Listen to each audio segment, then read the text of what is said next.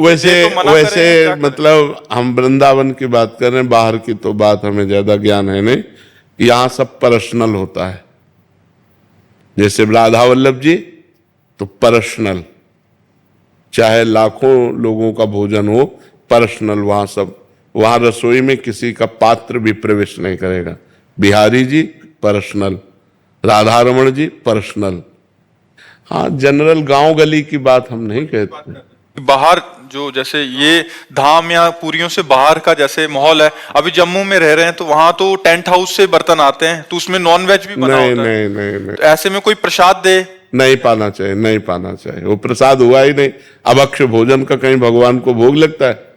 नहीं। ऐसे अपवित्र पात्रों में बना हुआ भोजन अभक्ष्य होता है।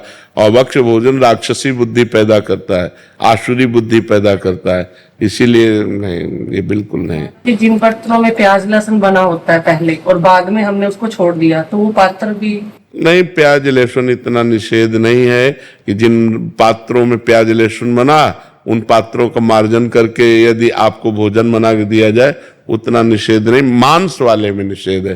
प्याज लहसुन कोई बुरी चीज नहीं है। आप हमारी बात समझो। जैसे आलू पैदा होता है वैसे प्याज लहसुन पैदा होता है। उसका परिणाम जो है, प्याज लहसुन परिणाम में हमारे अंदर तमोगुण पैदा करता है, बस इतनी बात है।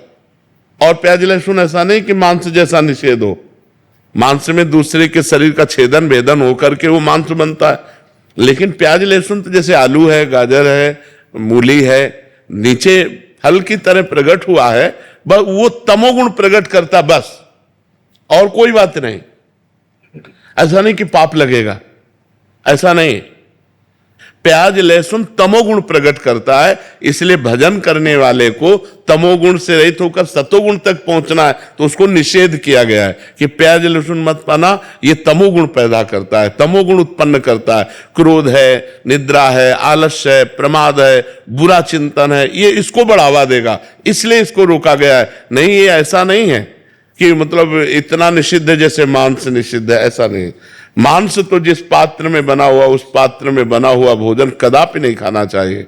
लेकिन जैसे प्याज लहसुन मतलब और वो पात्र मार्जन करके हमें रोटी डाल दे तो पा लेना चाहिए, उसमें कोई नहीं। भगवान को भोग लगा सकते हैं। भगवान की जब भोग लगाने की बात आएगी तब उसे हटा देंगे।